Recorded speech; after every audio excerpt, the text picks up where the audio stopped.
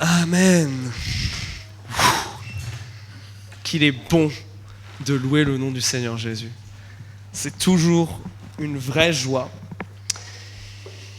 Et c'est aussi une vraie joie aujourd'hui, de manière particulière, parce qu'aujourd'hui, on fête un anniversaire. Alors de quelqu'un qui n'est pas ici, en fait. Parce qu'aujourd'hui, c'est l'anniversaire de l'Église. Pas de Vertical, pas de nous. L'anniversaire de l'Église avec un grand E. C'est ça le sens profond de ce qui se passe aujourd'hui, qui est la Pentecôte. Encore une fois, une de ces fêtes chrétiennes tellement importantes et parfois si mal compris et si méconnues. Et aujourd'hui, j'ai envie de vous entraîner dans un esprit de fête. Dans cette fête particulière qui est la Pentecôte, dans cet anniversaire particulier qu'il est pour nous. Alors, historiquement, la Pentecôte, c'était une fête juive. Une fête juive particulière parce que on fêtait l'arrivée des moissons et on fêtait aussi le fait que Dieu avait donné à son peuple une loi par laquelle il pouvait le connaître, et c'était une fête très importante chez les Juifs. Mais il y a une Pentecôte qui change tout, celle qui suit la mort, la résurrection et l'ascension de Jésus-Christ. Et c'est de celle-là dont on veut parler. Alors je vous invite à ouvrir vos Bibles en Joël chapitre 3. Alors si vous avez une Bible traduction second 1910, c'est pas Joël chapitre 3, c'est la fin du chapitre 2. La seconde, elle a voulu faire un petit peu des folies sur ça, en mettant dans un autre chapitre, mais c'est le même texte, assurez-vous. Et pendant que vous le cherchez, parce que Joël, c'est pas facile à trouver, c'est la fin de l'Ancien Testament, c'est dans les prophètes, je veux vous rappeler ce qui se passe, l'histoire de la Pentecôte. L'histoire de la Pentecôte, c'est un moment extraordinaire. Jésus est parti dans les cieux, il a laissé les disciples et il leur a dit, allez à Jérusalem et attendez, il va se passer quelque chose. Alors les disciples, des gens très simples, Jésus leur a dit d'attendre, ils attendent. Mais ils sont actifs dans cette attente, ils sont en train de prier, et avec le groupe des premiers chrétiens, ils sont en train de prier. Et tout d'un coup, se fait entendre dans la pièce dans laquelle ils sont quelque chose qui est semblable à un coup de vent, quelque chose qui passe comme ça, un boom dans la pièce. Et tout d'un coup, ils ouvrent les yeux et ils voient au-dessus d'eux quelque chose qui ressemble à des flammes qui se divisent et qui viennent se poser au-dessus de leur tête. Et comme si c'était pas déjà assez extraordinaire, ils sentent tous l'envie et le besoin de proclamer combien Dieu est grand et Dieu est bon, et ils ne peuvent pas rester là où ils sont. Ils sont obligés de sortir de la maison et de le proclamer dans la rue. Et là, vous imaginez que les gens à côté se posent des questions.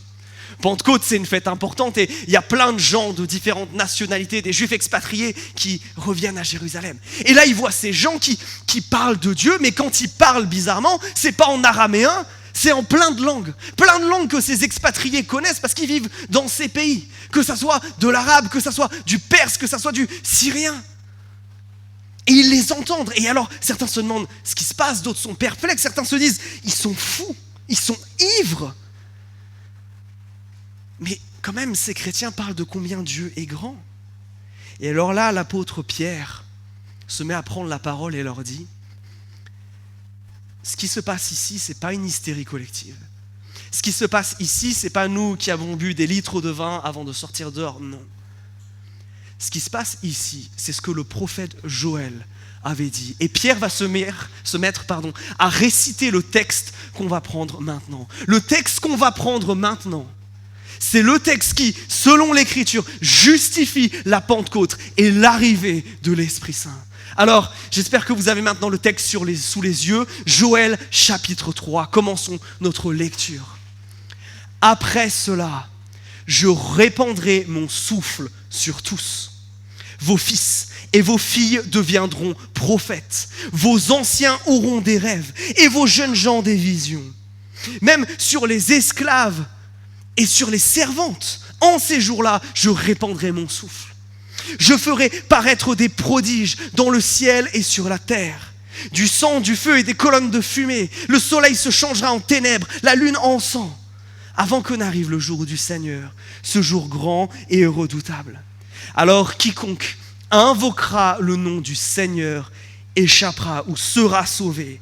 Car au mont Sion, à Jérusalem, il y aura des rescapés, comme l'a dit le Seigneur. Et ceux que le Seigneur appelle seront parmi les survivants. Je m'arrête là. Texte particulier, n'est-ce pas? Je vous ai dit, c'est un anniversaire, la Pentecôte. Dans les 2 premiers versets, il y a notre cadeau, les amis, qui est mentionné ici. Regardez. Les 2 premiers versets nous parlent d'un cadeau d'anniversaire qui est fait à l'église, qui est incroyable, qui est absolument fou furieux et qui, je crois, malheureusement, nous le minimisons. Qu'est-ce que dit le prophète Joël? Que l'Esprit de Dieu, la 3e personne de la Trinité, le Saint-Esprit, qu'est-ce qu'il va faire? Regardez. Il va se répandre sur tout le monde, sur tous les croyants. Absolument tout le monde à partir de la Pentecôte. Absolument tout le monde qui est croyant peut être en contact avec Dieu d'une manière intime et personnelle qui n'existait pas avant, ou du moins de manière extrêmement limitée. Et cette affirmation, Dieu qui vient habiter en nous, elle dépasse notre compréhension. Parce que Dieu, il est tellement différent de sa création. Pourtant, à la Pentecôte, il va venir proche. Le Dieu qui est si saint, si différent, si majestueux, à tel point que les cieux ne peuvent contenir sa gloire, qui émane d'une lumière tellement forte que les anges sont obligés de se couvrir les visages, que les démons tremblent, que même le plus grand des temples sur terre ne pourrait contenir sa présence. Pourtant, ce Dieu-là vient habiter dans les croyants. Mais mes amis, l'affirmation de ce texte, elle est absolument phénoménale. Quand j'étais plus jeune, je me disais que la chose la plus incroyable, ça serait de pouvoir aller dans la maison de Dieu, de pouvoir aller toquer à sa porte. Et puis, d'aller passer un temps à discuter avec Dieu et puis d'aller suivre Jésus pendant qu'il allait faire 2 ou 3 miracles. Puis de lui demander de me faire un replay, une vidéo de comment ça s'est passé, la résurrection. Et jusqu'à ce que je comprenne ce texte-là. Pas celui-là précisément, mais ce que dit la Pentecôte. Là, nous est offert quelque chose de bien plus grand et de bien plus fort. Dieu, de manière tellement proche qu'il ne peut pas être plus proche, vu qu'il est en nous. Dieu, de manière tellement intime que c'est même difficile à comprendre. Mes amis, la Pentecôte, c'est Dieu qui se montre comme personnel, proche et intime. Et c'est Dieu qui nous dit « Je serai avec vous toujours et je ne vous quitterai pas ». Et quand on dit que Dieu vient proche, que Dieu vient en nous, c'est pas Dieu qui vient juste à côté, c'est pas Dieu qui est visible de loin, c'est pas Dieu qui est de l'autre côté de la rue. Non, c'est Dieu en nous. Et c'est quelque chose de tellement fort. Regardez le mot qui est utilisé, c'est je déverserai mon esprit. L'image ici, c'est ce verre d'eau qui s'éclate par terre. C'est quelqu'un qui prend un seau d'eau et qui vous le renverse sur la tête. C'est cette idée-là qui est là. Que Dieu, dans toute sa générosité et dans sa grandeur, se déverse sa présence sur les croyants pour qu'ils le connaissent de manière intime. Mais mes amis, qui sommes-nous pour bénéficier d'une telle grâce, de quelque chose de si extraordinaire? C'est quelque chose d'absolument merveilleux. Parce que ça veut dire que chaque jour, Dieu sera là. Ça veut dire que qu'importe les circonstances, Dieu sera là. Ça veut dire que quand ça va mal, que j'ai même pas l'impression qu'il est là, que tout semble s'écrouler, il est là. Ça veut dire que quand tout va bien, il me laisse pas de côté et il me dit pas, écoute, tu m'appelles quand tu as besoin de moi et je reviens. Non. Il est là. Est-ce que nous nous rendons compte, chrétiens, du privilège que nous avons de pouvoir côtoyer Dieu de cette manière? Lui qui est si grand et nous qui sommes si petits. Lui qui est si saint et majestueux, on l'a chanté. Et nous qui sommes si petits et pécheurs. Comment cela est possible? C'est absolument extraordinaire. Et ça, c'est le cadeau qui est fait à l'Église. C'est le cadeau qui est fait aux chrétiens. Et ma question pour nous, ce soir, c'est: que faisons-nous de cette proximité avec Dieu? On vient d'en parler en long et en large que c'est quelque chose d'extraordinaire, mais est-ce qu'on le considère encore comme quelque chose d'extraordinaire? Est-ce que c'est quelque chose qu'on chérit? Est-ce que c'est quelque chose qu'on a à cœur? Est-ce que c'est quelque chose qui nous fait encore vibrer? C'est quand la dernière fois que tu as pris ce temps de cœur à cœur avec Dieu? Où tu t'es repris à réaliser qu'il est là, que tu peux lui parler, que tu peux être en proximité avec lui? Est-ce que dans ta vie, tu entretiens cette relation avec Dieu? S'il est si proche, tu peux être en relation avec lui. Alors, est-ce que c'est quelque chose que tu entretiens, que tu développes par la prière, par le jeûne, par l'adoration, par la lecture de la Bible? Au-delà d'être simplement des disciplines spirituelles et des bonnes choses que les chrétiens font, c'est surtout des moments d'intimité, de cœur à cœur avec Dieu.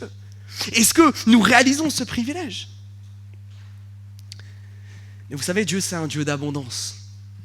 Alors quand il donne un cadeau, en fait, il donne un super cadeau. La différence entre un cadeau et un super cadeau, c'est qu'un cadeau, quand tu enlèves l'emballage, tu as ton cadeau, c'est bien. Mais un super cadeau, c'est qu'il y a des cadeaux à l'intérieur du cadeau. Parce que la présence de Dieu, la proximité avec Dieu, c'est déjà incroyable en soi. Mais vous conviendrez avec moi qu'il y a une différence fondamentale entre un conjoint et un colocataire. Les deux sont proches de nous, mais cette proximité n'a pas du tout les mêmes implications. Colocataire, vous pouvez vivre dans la même maison et presque pas vous parler et passer l'un à côté de l'autre. Ce qui est encore plus grandiose, c'est que Dieu, non seulement il est proche, mais il veut nous parler, il veut communiquer avec nous tous. Et c'est ça qui est extraordinaire. C'est ça qui est dit dans la suite du verset 1, regardez, et dans le verset 2. C'est répété 4 fois sous 4 formes différentes. Et mes amis, si la Bible dit quelque chose 4 fois, c'est que là, il faut ouvrir grand nos oreilles. Regardez, vos fils et vos filles deviendront prophètes. Vos anciens auront des rêves et vos jeunes gens des visions, même sur les esclaves et sur les servantes. Et regardez, comment décrire ça? Ces 4 phrases, elles sont dans un sandwich qui commence par « Je répandrai mon souffle, mon esprit » et qui finit, regardez, verset 2 par « Je répandrai mon esprit ». Dieu veut bien nous montrer, là, quand je répands mon esprit, voilà ce qui se passe, c'est ce qui est au milieu. Et ces 4 expressions, elles disent 4 fois la même chose.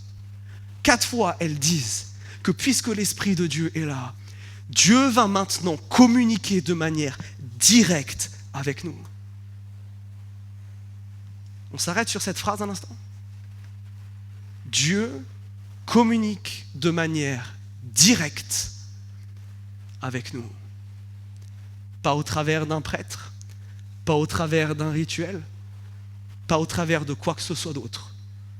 Directement avec nous. Et ces 4 expressions, regardez, elles désignent 4 groupes différents de personnes, qu'elles soient en âge, en genre, ou même en conditions sociales. C'est pour ça que le verset 2, il est tellement important. Qu'importe qui tu es, si tu crois en Christ, l'Esprit de Dieu se déverse sur toi. Et tu peux avoir une relation personnelle et intime avec Dieu. C'est incroyable. Et c'est très important de comprendre les applications de ça. Dans le christianisme, il n'y a pas des gens qui sont plus ou moins proches de Dieu. C'est soit on est proche de Dieu parce que l'Esprit Saint vit en nous, soit on ne l'est pas. Il n'y a pas des degrés. Il n'y a pas des chrétiens qui seraient plus matures et qui auraient un accès plus grand à Dieu. Il n'y a pas des gens qui ont des dons plus grands, une fonction plus grande dans l'Église et qui du coup ont une relation à Dieu plus particulière. Absolument pas. Le christianisme affirme ceci, qu'importe qui tu es, si tu crois en Christ comme ton sauveur et ton Seigneur, tu as le même accès que tous les autres à la présence de Dieu. Qu'importe ton âge, qu'importe ton passé, qu'importe qui tu es. Absolument extraordinaire. C'est d'autant plus extraordinaire quand on réalise les choses dans leur contexte plus grand dans l'histoire. Jusqu'à ce moment-là, comment faisaient les gens pour avoir accès à Dieu? Compliqué. Si vous n'étiez pas juif, déjà c'était très très très compliqué. Si vous étiez juif, il fallait vous rendre au temple et là, à distance, vous perceviez quelque chose de la grandeur et de la présence de Dieu. Et c'était tout. Ce Saint-Esprit était répandu que sur des individus particuliers, sur les rois d'Israël et sur les prophètes, une minorité. Qu'est-ce qui se passe à la Pentecôte? L'Esprit Saint se déverse sur absolument tous. Non seulement il est présent, mais il parle. Et il ne faut pas qu'on ait peur des mots qui soient employés là. Ces mots de prophétie, rêve, vision ou révélation, selon la traduction que vous avez. Il ne faut pas en avoir peur de ces 4 mots. Ces 3 mots, pardon. 3 mots qui nous parlent de comment Dieu nous parle de manière directe. Oui, Dieu peut parler et parle par des rêves. Oui, Dieu peut parler et parle par des visions ou des révélations, c'est-à-dire des images ou des paroles que Dieu nous dit de choses que nous ne savons pas ou qui sont cachées.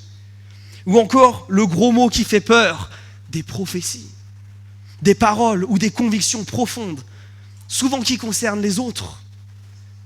Oui, Dieu communique comme ça. Et je veux démystifier un certain nombre de choses avec vous ce soir.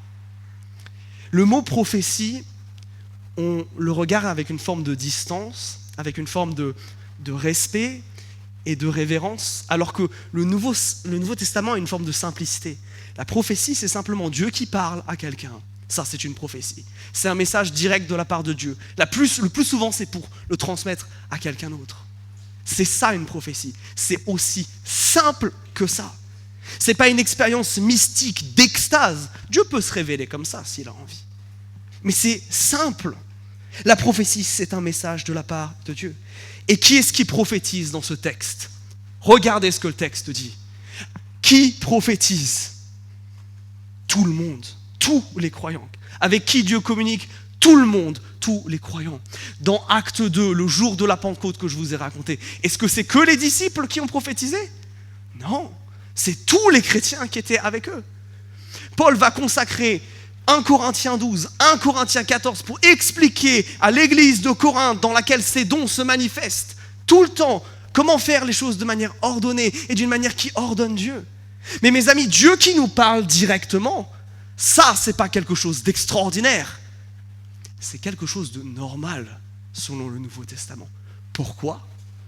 Parce que le Saint-Esprit est dans chaque croyant. Et ça nous questionne. Si Dieu veut parler, si Dieu peut parler comme ça, est-ce que nous sommes prêts à recevoir ce qu'il veut nous donner ? Ou est-ce que de base on a peur ? Est-ce que nous avons soif que Dieu nous parle ? De recevoir rêves, visions et prophéties de la part de Dieu ? Ou est-ce que ça nous terrifie ? Ou alors est-ce qu'on croit que c'est réservé qu'à un groupe, une élite précis ? Les gens qui ont le don de prophétie dans le Nouveau Testament, c'est juste ceux à qui Dieu, de manière très régulière, donne ses messages.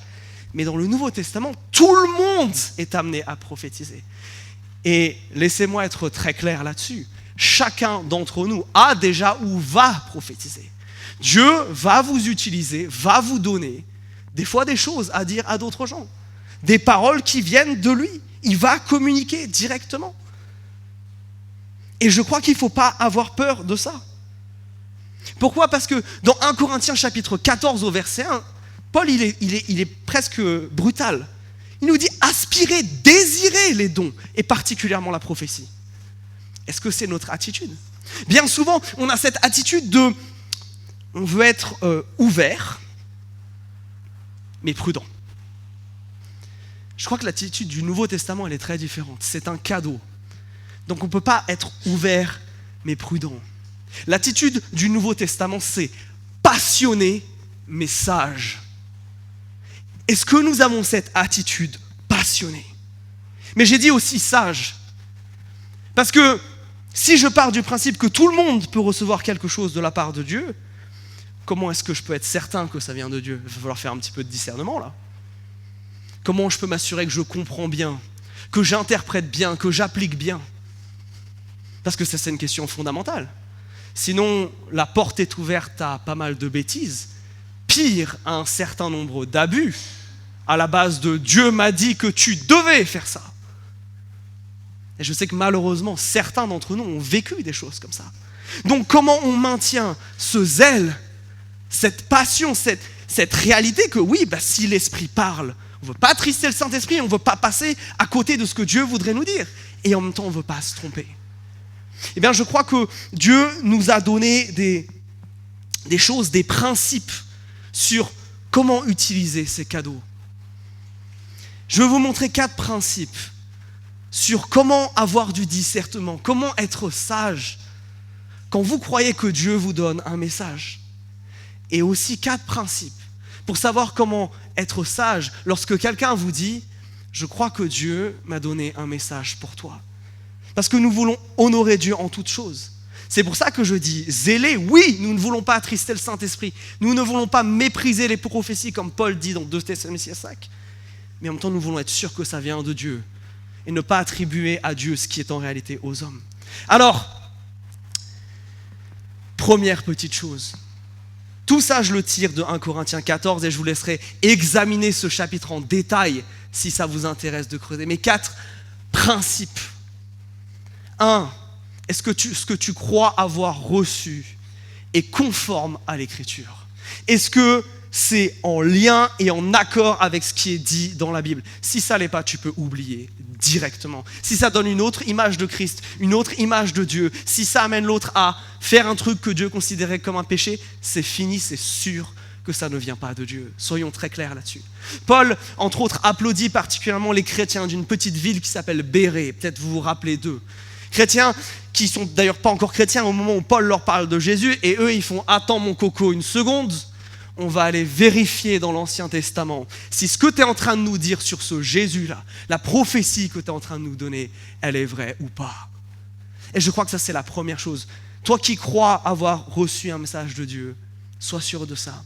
Deuxièmement, la clarté. Dieu n'est pas un Dieu de désordre, mais un Dieu de paix. Ce n'est pas un Dieu qui amène de la confusion. Non. Regardez encore une fois ce texte. C'est clair, c'est même écrit en vers, il y a une forme de poésie. Les prophéties dans l'Ancien Testament, elles sont claires. Qu'est-ce que j'entends par clair? J'entends que le message en lui-même, on comprend qu'il y a quelque chose qui est dit, c'est pas flou. Même si des fois ce message peut être bizarre. Par exemple, Dieu dira à Pierre à un moment, il lui fera voir en vision une espèce de grande toile sur laquelle il y aura plein d'animaux et certains qu'il ne connaît pas, et il lui dit « vas-y mange ». Bizarre. L'apôtre Jean, un ange va lui tendre un parchemin et il va lui dire « vas-y mange ». Il y a un truc avec manger des visions, je ne sais pas pourquoi dans l'Écriture.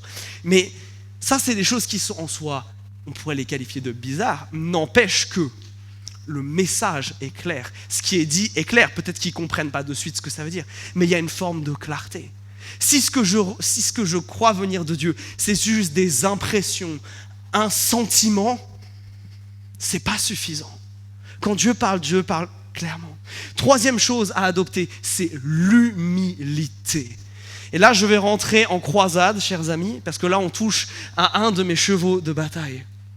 Je crois que dans nos milieux évangéliques, quand nous n'avons pas peur de la prophétie, on a un terrible manque d'humilité. Oui, nous pouvons nous tromper. Oui, nous pouvons nous tromper entre ce que nous pensons et ce que Dieu dit. Nos prophéties ne sont pas infaillibles. Seule la parole de Dieu l'est.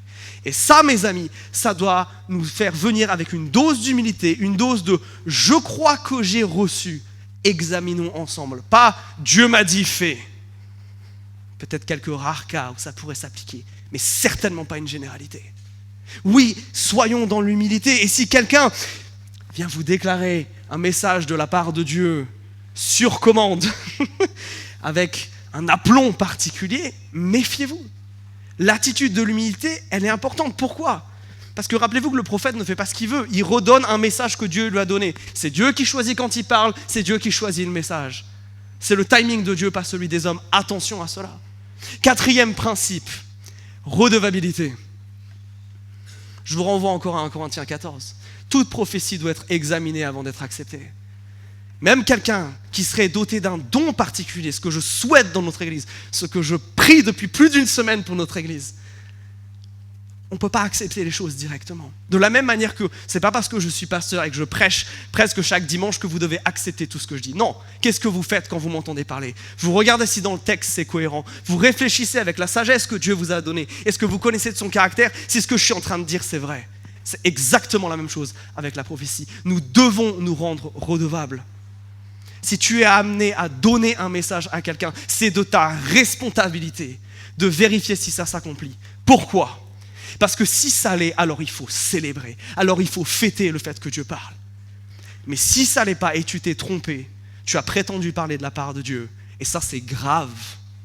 Et là il faut te repentir. Et là il faut demander pardon à Dieu. C'est pas non plus neutre. Voilà pourquoi je parle d'être zélé mais sage. Ça c'est toi quand tu es amené à recevoir un message de la part de Dieu.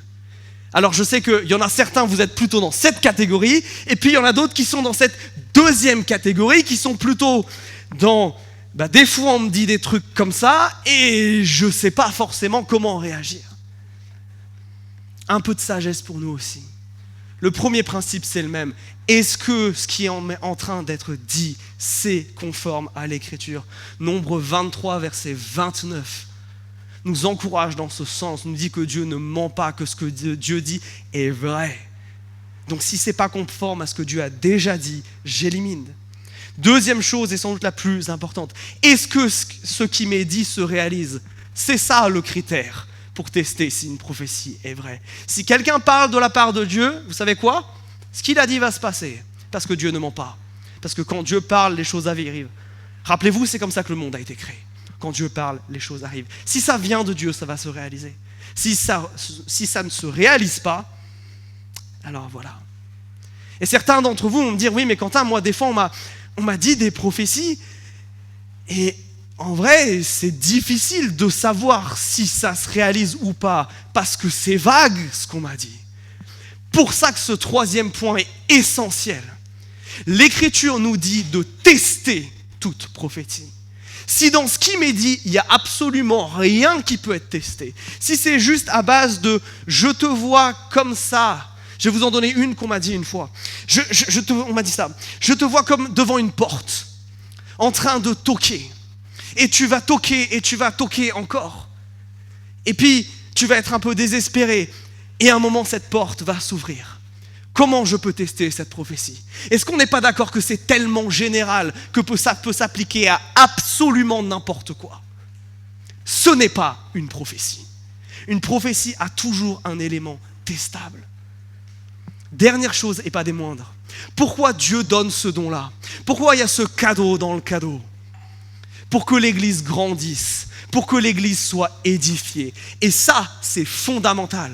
Une prophétie qui t'amènerait dans la peur, dans la détresse, dans le manque de confiance en Dieu, qui te mettrait plus bas que terre, qui te ferait douter de tout, ne vient pas de Dieu. Soit Dieu va t'encourager par la prophétie, soit Dieu va te reprendre. Et à ce moment-là, ça t'amènera à la repentance. Mais ça doit t'édifier. Si la prophétie, dans ce qu'elle dit, comme ce que je viens de vous dire, ça m'édifie de rien du tout, à la limite ça me met juste en stress de savoir à quoi ça fait référence, ce n'est pas une prophétie. Et alors ça peut paraître drôle quand je le dis comme ça. Le problème c'est moi vous savez, je suis quelqu'un par exemple qui internalise beaucoup les choses, et moi c'est quelque chose qui va trotter dans ma tête, qui va commencer à m'obséder, qui va commencer à, je sais pas, j'ai mis plusieurs années à me débarrasser de ça. C'est pour ça que je vous parlais de redevabilité tout à l'heure. C'est pour ça qu'on doit discerner ensemble. Voilà quelques conseils de base, mais cette semaine en groupe de maison, on va plonger dans une étude de cas qui est arrivée à l'apôtre Paul. Donc on se retrouve là-bas pour plus de précision sur ce sujet-là.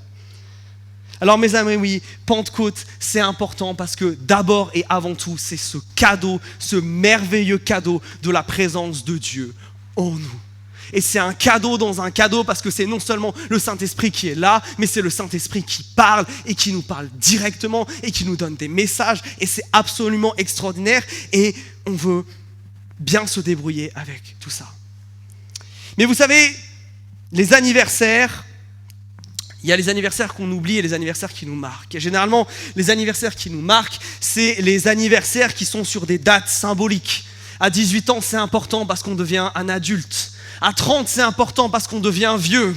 À 40, c'est encore plus important parce qu'il est temps de faire un point sur sa vie.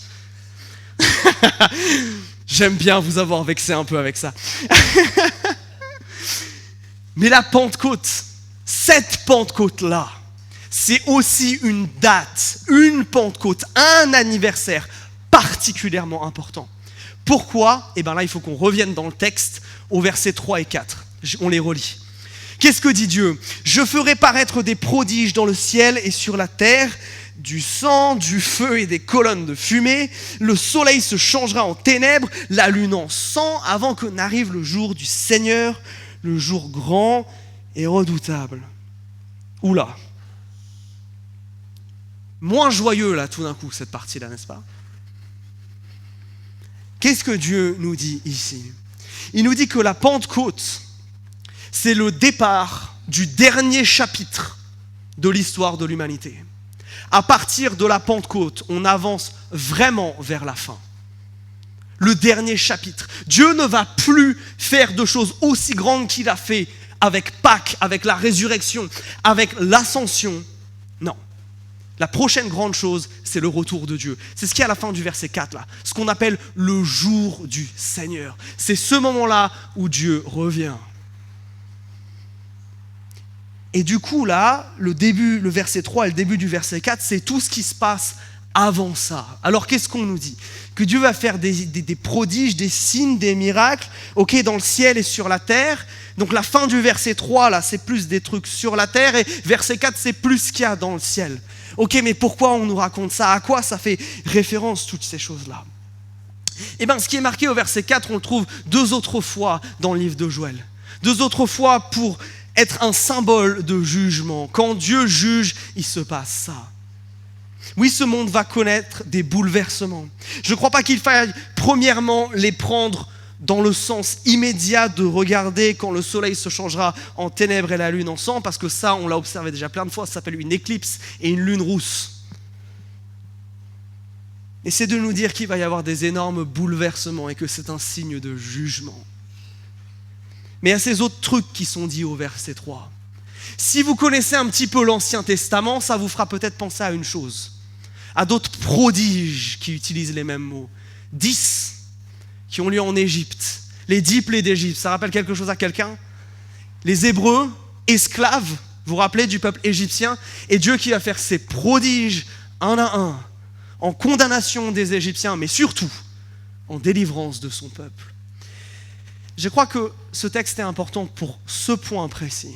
C'est qu'à partir de la Pentecôte, l'implication de Dieu dans l'histoire de ce monde de manière directe, elle est aussi plus forte. On a un Dieu qui, comme du temps de l'Exode, va venir en gloire et va venir en puissance, délivrer, sauver, racheter, intervenir de manière forte, soit pour sauver, verset 3, soit pour juger, verset 4.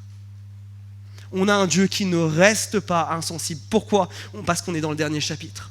Le jour du Seigneur, on nous dit que c'est un jour qui est redoutable ou terrible, peut-être que vous avez dans votre traduction.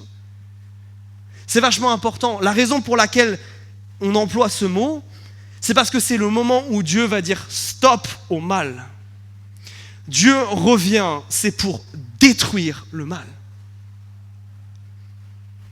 Le problème, c'est que nous, on le fait, ce mal-là. Pour ça que ça peut être un jour redoutable.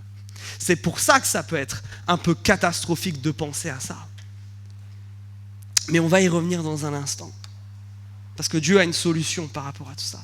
Notez ceci, et ça doit profondément nous encourager. Jésus qui est monté au ciel, ça ne veut pas dire Dieu qui nous a abandonnés, au contraire. C'est Dieu ensuite avec nous à la Pentecôte, de manière tellement intime, qui va aussi intervenir. Ma question pour nous, c'est est-ce que nous croyons ce qui est dit là ? Est-ce que nous prions Dieu pour intervenir de manière puissante dans nos combats et dans nos choses qui sont difficiles ? De faire venir des prodiges sur la terre et dans le ciel ? Est-ce que nous demandons à Dieu ? Est-ce que nous avons foi de lui dire « Je ne sais pas comment ça peut s'arrêter parce que c'est tellement grand, ça me dépasse, ce mal a l'air tellement fort. Mais toi, tu es plus grand. Et toi, tu peux faire des prodiges. Alors je vais t'appeler. Et je vais te dire, viens Seigneur, viens, délivre-moi. Fais des prodiges sur le ciel et sur la terre. Oui, viens, sauve-moi de ce qui m'accable et de ce qui m'oppresse. Oui, peut-être que je ne peux rien faire, j'ai épuisé toutes les solutions pour que moi j'agisse ou pour que d'autres agissent. Il n'y a plus que toi, mais viens toi. Et ça, dans les choses, vous avez besoin de délivrance. Mais je crois que c'est un appel aussi à prier l'Éternel pour que la justice vienne sur cette terre. Dieu vient juger le mal et je crois que nous devons être zélés aussi dans ce sens-là, de prier pour que la justice de Dieu tombe sur le mal, pour que le mal s'arrête, pour que ce qu'il y a de mauvais, de sale et de malsain dans nos sociétés se stoppe. Je crois que nous avons un Dieu assez grand pour faire des prodiges et des miracles à ce niveau-là. La question, c'est pas est-ce que Dieu peut et est-ce que Dieu veut, c'est est-ce que nous prions, est-ce que nous demandons. Ce que Dieu dit, demandez et vous recevrez. Ça ne veut pas dire que tout ce qu'on va demander, Dieu va nous l'accorder. Évidemment, Dieu a sa volonté propre. Mais combien de fois, pour combien de choses, par combien de difficultés sommes-nous écrasés au lieu de nous jeter aux pieds de notre Jésus que nous pouvons connaître de manière intime maintenant en lui disant « Délivre-moi, sauve-moi ». Oui, la Pentecôte, c'est une merveilleuse nouvelle parce que cette date, elle marque le fait que Dieu est avec nous. Il va être avec nous là, dans ce qui va être dur. Il va être avec nous là, dans ce dont on a besoin d'être délivré. La Pentecôte, c'est ça. C'est Dieu toujours présent, toujours là. Des cadeaux, une date importante. Dieu en nous, Dieu avec nous. Et il y a une dernière chose, c'est ce verset 5 qui est tellement, je pourrais le dire encore 8 fois, beau. Regardez ce qu'il dit, particulièrement cette première phrase. Alors quiconque invoquera le nom du Seigneur échappera. Car au mont Sion, à Jérusalem, il y aura des rescapés, comme l'a dit le Seigneur. Et ceux que le Seigneur appelle seront parmi les survivants. Qu'est-ce que Dieu dit ici ? C'est que non seulement Dieu, il est en nous, avec nous, mais que Dieu, il a choisi son camp. Dieu, il est pour nous. La volonté de Dieu, c'est pas que l'humanité périsse. C'est pas que l'humanité soit détruite, parce que, notons-le, si Dieu vient détruire le mal, il doit nous détruire nous. Je crois que personne ici n'est assez orgueilleux pour croire qu'il ne fait jamais le mal. Non, si Dieu revient, on y passe tous. Mais que nous dit l'Éternel ? Par ma vie, déclare le Seigneur, ce que je désire, ce n'est pas que le méchant meure. C'est pas qu'on arrive tous au jour du jugement et qu'on soit détruit. Quel est le désir de Dieu ? C'est qu'il revienne de sa voie méchante et qu'il vive. Revenez, revenez de vos voies mauvaises. Ce cri du cœur de la part de Dieu se retrouve dans le début de ce verset 5. Dieu ne veut pas, parce que Dieu nous aime de cet amour radical, qu'un seul d'entre nous ne périsse. Alors qu'est-ce qu'il a fait ? Il a offert une bouée de sauvetage que n'importe qui peut saisir. Pourquoi ? Parce que regardez cette bouée de sauvetage, c'est le verset 5. Regardez ce qui est noté. Quiconque invoquera, c'est-à-dire appellera à l'aide, le Seigneur sera sauvé. Et regardez comme Dieu est grand et Dieu est bon. C'est ce qu'il dit dans la suite. Surtout le dernier verset, là, qui est un peu, la dernière partie du verset qui est énigmatique, là. On nous dit que ceux que le Seigneur appelle seront parmi les survivants. Ok, il y a le groupe des survivants, et dans le groupe des survivants, il y a le petit groupe de ceux que Dieu appelle. Qu'est-ce qu'il est en train de dire là ? Ceux que Dieu appelle, ceux que Dieu, dans la Bible, c'est ceux qui sont élus, c'est le peuple d'Israël. Et c'est vachement important que Dieu dise ça. Parce que le peuple d'Israël, au moment où le prophète Joël écrit ces lignes, il est en rébellion contre Dieu. Il déteste Dieu, il a abandonné Dieu, il l'a laissé de côté. Et Dieu dit, c'est pas parce que vous faites n'importe quoi que moi je vais vous abandonner. Même pour vous, si vous aussi, vous invoquez le nom du Seigneur, vous aussi, vous serez sauvés. C'est ça la grandeur de l'amour de Dieu. C'est que même le plus rebelle d'entre nous, même celui qui a chuté autant de fois à cause de son péché, même lui peut être sauvé. Parce que Dieu, notre Dieu nous aime grand comme ça. Et mes amis, ça c'est incroyable. La Pentecôte, en fait, c'est une énorme fête où nous sommes tous invités. Absolument tous. La question c'est, est-ce que vous ferez partie de la fête ? Il n'y a qu'une seule chose à faire. Invoquer le nom du Seigneur Jésus et être sauvé. Ça, c'est le carton d'invitation. Ça, c'est la condition d'entrée. Il y en a une et elle est nécessaire. Il n'y en a pas d'autre que celle-là. Mais elle est tellement simple que n'importe qui peut la saisir. Et c'est ce à quoi j'ai envie de vous appeler maintenant. Je crois que il faut que nous répondions à ce que le Saint-Esprit nous dit ici. Dieu va venir détruire le mal, soit par ta mort, soit par celle de Christ. Soit tu es détruit à cause de ton mal, soit ton mal est détruit en toi. Soit c'est ta destruction, soit c'est ta transformation. Il n'y a pas d'autre alternative. Mes amis, Dieu est proche et n'a jamais été aussi proche. L'offre du salut, l'offre de sa présence, elle est là et elle est maintenant. Et mes amis, ce texte doit nous amener à nous remettre en question sur cette chose-ci. Qu'est-ce qu'on a fait de cette présence de Dieu? Est-ce que nous la connaissons? Si tu ne la connais pas aujourd'hui, c'est le jour où il faut que tu invoques l'Éternel et que tu sois sauvé. Si tu l'as connu et tu l'as fait il y a longtemps et que depuis tu vis ta vie d'une manière qui ne plaît pas à Dieu, la promesse reste la même. Invoque le nom du Seigneur et sois sauvé. Et toi, chrétien, qu'en est-il de toi? Est-ce que cette présence de Dieu, tu la chéris? Est-ce que cette proximité avec Dieu, c'est quelque chose qui te réjouit? Est-ce que le fait de savoir que Dieu est proche et Dieu peut te parler, ça t'angoisse? Ou ça fait bondir ton cœur d'allégresse? Peut-être que tu as besoin de te remettre devant Dieu et de lui dire pardon, parce que cette présence, tu l'as négligée. Parce que tu ne réalises pas à quel point c'est un cadeau merveilleux qui t'a été fait et que peut-être que ces derniers temps, tu as été ingrat en faisant passer ton temps, ton agenda et tes loisirs et tout le reste avant cette relation-là. Peut-être que quand on parle de prophétie, de rêve, de choses comme ça, la première réaction c'est « Ah là là les dérives, ah là là tout ce qui peut se passer de mal ». Je crois que profondément, Dieu veut nous parler. Dieu ne sera jamais le facteur entre guillemets limitant, ça sera toujours nous.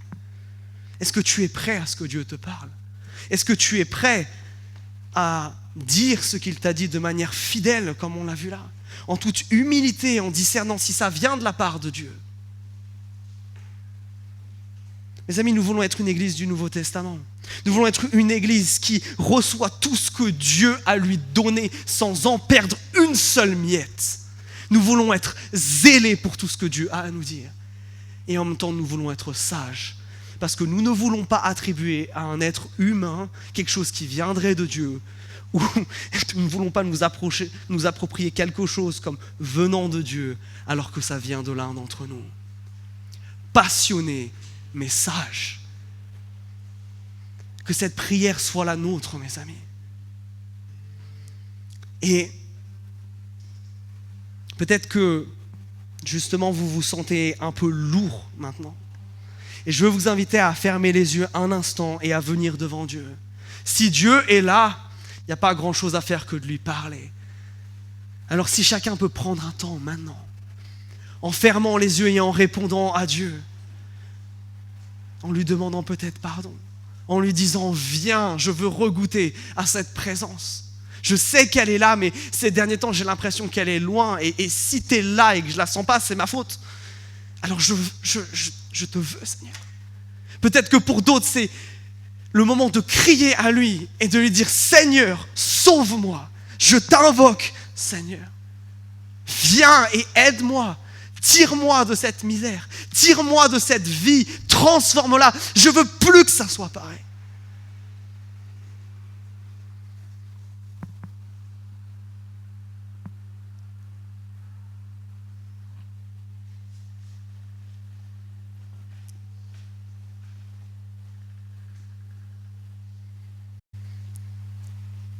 Seigneur Jésus,